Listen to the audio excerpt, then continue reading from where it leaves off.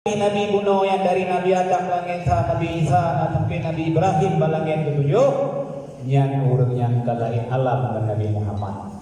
Bagah terulang urungnya. Pada gaya Nabi kamu lupa alam mana kalau lupa itu ada mayang lupa. Semayang yang Rasul yang berangkat Nabi. Nyampan dalam kuasa Allah Subhanahu Wa Taala.